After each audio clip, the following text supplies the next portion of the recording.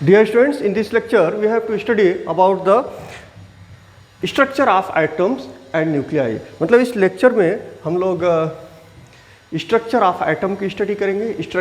Atom किससे बना होता है, एटम के अंदर क्या क्या पाया जाता है, एटम का स्ट्रक्चर क्या है, एटम के अंदर सबसे छोटा जो पार्टिकल है वो क्या होता है, और न्यूक्लियस की स्टडी करेंगे। सबसे पहले ग्रीक फिलासफर्स, दो ग्रीक फिलासफर्स थे जिनका नाम था ल्यूकिपस 370 BC and Democritus 460 to 370 BC।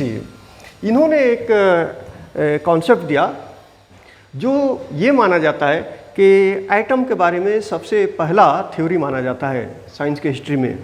और इस थ्योरी के मुताबिक कोई भी मैटर जो होता है वह इंडिविजिबल पार्ट से बना होता है। जैसे मान लीजिए कि ये चाक है, आप इस चाक को ब्रेक करते हैं, ब्रेक करने के बाद ये पाउडर फॉर्म में तो आएगा, लेकिन उसमें जो सबसे छोटा पार्टिकल स्मॉलेस्ट, एक सिचुएशन ऐसी आएगी कि जब हम उस पार्टिकल को ब्रेक नहीं कर पाएंगे।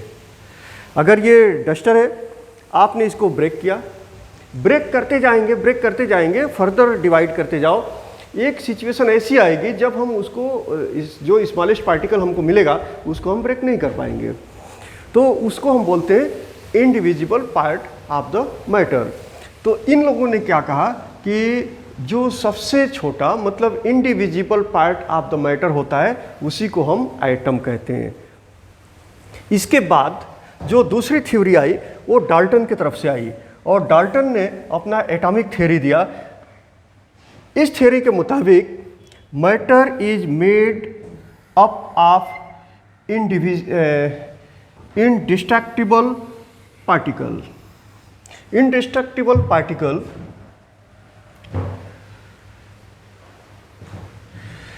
इंडिस्ट्रक्टिबल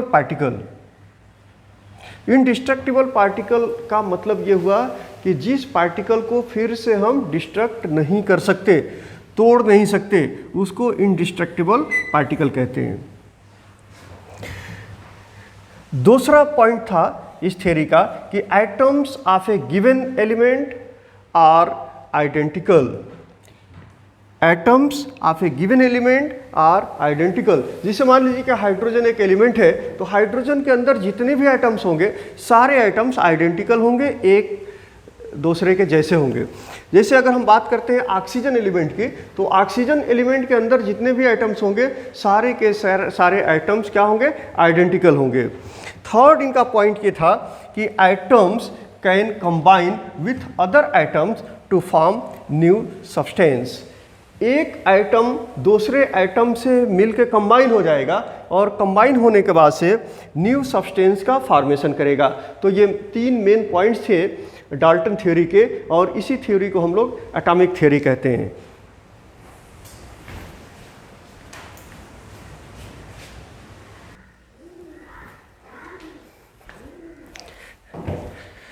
जॉन डाल्टन के बाद से जो अगले साइंटिस्ट थे उनका नाम था जे थॉमसन। जे थॉमसन ने इलेक्ट्रॉन का इन्वेंशन किया था, discovered the electron in 1887।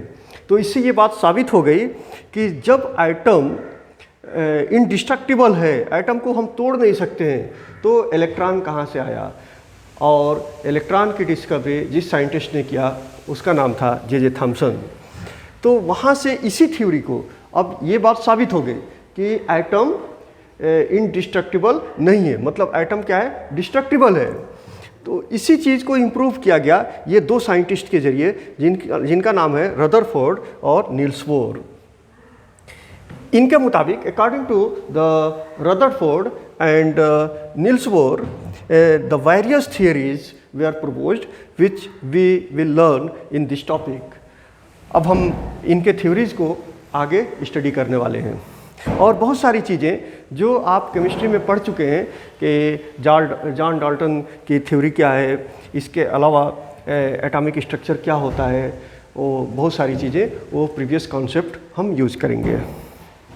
Okay, यहाँ पे हम क्या लर्न करने वाले हैं, we will learn the atom contains tiny nucleus. Atom दो चीज़ों से बना होता है, एक तो न्यूक्लियस होता है और न्यूक्लियस के सराउंडिंग में कुछ और चीज़ पाया जाता है, मतलब इलेक्ट्रॉन पाया जाता है। तो एटम के अंदर न्यूक्लियस भी पाया जाता है और इलेक्ट्रॉन भी पाया जाता है। तो जो स्मॉल रीजन होता है उसी को हम न्यूक्लियस कहते हैं। एटम के अंदर जो स्मॉल रीजन रहता है उसी को हम न्यूक्लियस कहते हैं। तो न्यूक्लियस की साइज़ क्या होती है? न्यूक्लियस की साइज़ तकरीबन 1,00,000 गुना कम होता है एटम के साइज़ से। एटम के साइज़ से 1,00,000 गुना कम, स्मॉलर जो साइज होता है वह न्यूक्लियस का होता है। साइज का मतलब रेडियस से, जैसे एटम का रेडियस जितना होता है उससे 1,00,000 गुना कम रेडियस न्यूक्लियस का होता है। और nucleus contains all the positive charges, जितने भी एटम के पॉजिटिव चार्जेज हैं वो पूरा न्यूक्लियस के अंदर कॉन्सेंट्रेट होते हैं। और न्यूक्लियस में तकरीबन 99.9% of mass of the atom concentrate होता है। मतलब कि ये बहुत ही डेंस रीजन होता है और हम ऐसा भी बोल सकते हैं तकरीबन पूरी की पूरी मास न्यूक्लियस में ही पाई जाती है। तो ये सब जो स्टेप बाय स्टेप इन्वेंशंस होते गए और इससे हमको नए नए जो इन्फॉर्मेशंस हैं एटम के बारे में वो मिलते गए, वो सब हम इस टॉपिक में पढ़ने वाले हैं।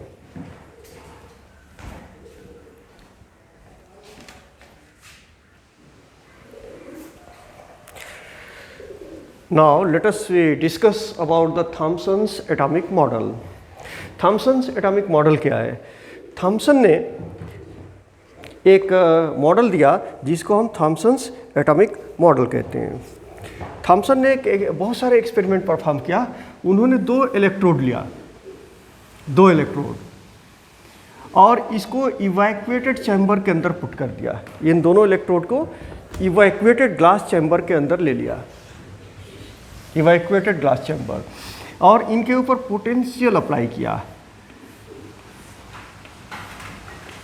जब पोटेंशियल अप्लाई किया तो थॉमसन ने ये ऑब्जर्व किया कि कैथोड से इलेक्ट्रॉन एमिट हुए और ये इलेक्ट्रॉन एमिट होके और इंसिडेंट हुए एनोड की तरफ, and they struck on the glass behind the anode and he observe a glow produce होता है। तो ये जो बीम प्रोड्यूस होती है, ये जो रेज प्रोड्यूस होते हैं जो कैथोड से निकल के और एनोड की तरफ जाते हैं, इस रे का स्टडी किया गया किसके ज़रिए? थॉमसन के ज़रिए। तो उन्होंने ये ऑब्जर्व किया कि ये जो रेज हैं जो कैथोड से निकलते हैं और एनोड की तरफ जाते हैं, ये रेज इलेक्ट्रॉन से बने हुए हैं। तो इसके पहले के जितने भी थ्योरीज थे, एटॉमिक थ्योरीज, वो ये कहते थे कि जो एटम होता है वह इनडिस्ट्रक्टिबल होता है, मतलब उसको तोड़ा नहीं जा सकता है, ब्रेक नहीं किया जा सकता है। लेकिन यह थ्योरी ये बताती है कि जब हमने यहाँ पे पॉजिटिव और नेगेटिव टर्मिनल को अप्लाई किया है तो कैथोड से तो इलेक्ट्रॉन निकल रहे हैं, मतलब मैटर से इलेक्ट्रॉन बाहर आ रहा है। मैटर का मतलब कि एटम से इलेक्ट्रॉन बाहर आ रहा है, और एटम से जब इलेक्ट्रॉन बाहर आ रहा है तो एटम क्या हो रहा है? डिस्ट्रक्ट हो रहा है। तो according to this theory the atom is not indestructible but atom is destructible.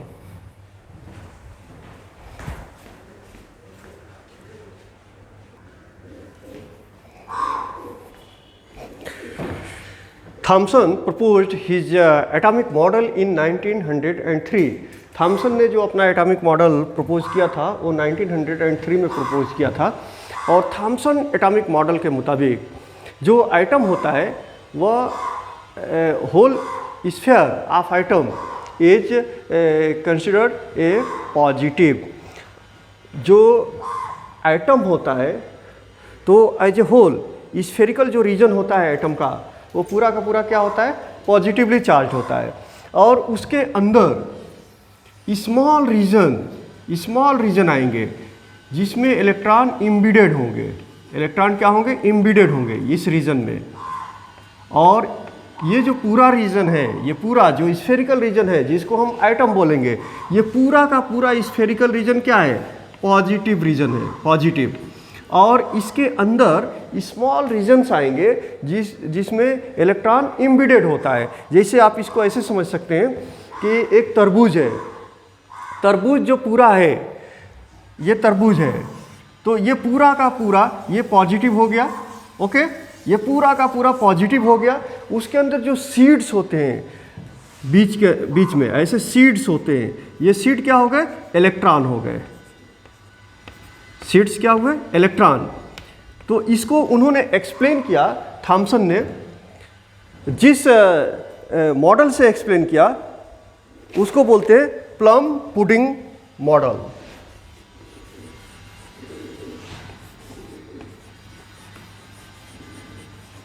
Plum pudding क्यों बोलते हैं?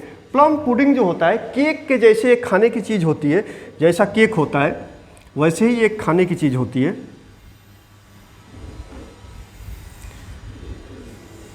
आप इसको ऐसे समझ सकते हैं, एक केक मान लीजिए और केक के अंदर काजू बादाम पिस्ता डाले गए हैं। तो ये जो पूरा केक है, जिस एक्चुअली ये केक मैं यूज कर रहा हूँ, लेकिन जो प्लम पुडिंग होता है वह केक के जैसे ही एक चीज़ होती है, जो खाने वाली चीज़ होती है, जो इंग्लिश कंट्रीज़ में यूज़ किया जाता है। तो ये पूरा जो आपका ये केक है ये पॉजिटिव चार्ज है।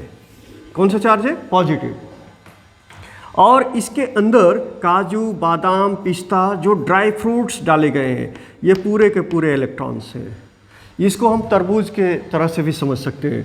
ये तरबूज है और पूरा का पूरा ये जो रीजन है ये पॉजिटिव है, और उसके अंदर ये जो सीड्स हैं, बीज हैं इसके, ये इलेक्ट्रॉन्स हैं और ये ऐसे अंदर एम्बेडेड है। तो उन्होंने ये कहा कि जो एटम का स्ट्रक्चर होता है वो ऐसा ही होता है। तो according to this theory the whole positive charge on the atom is same as a whole negative charge on the electrons which are embedded inside that region। तो इस पे मान लीजिए कि पॉजिटिव चार्ज 10 है तो नेगेटिव चार्ज भी 10 ही होगा। तो इस तरह से as a whole this will be neutral. तो एटम क्या होता है? न्यूट्रल होता है, ओके। लेकिन ये जो स्ट्रक्चर बताया गया, इलेक्ट्रॉन इस तरह से डिस्ट्रीब्यूटेड होता है, तो इसके बाद से जो थ्योरीज आए वो इस तरह से नहीं है, इससे अलग इलेक्ट्रॉन्स का डिस्ट्रीब्यूशन होता है। Electrons are not embedded like this plum pudding model.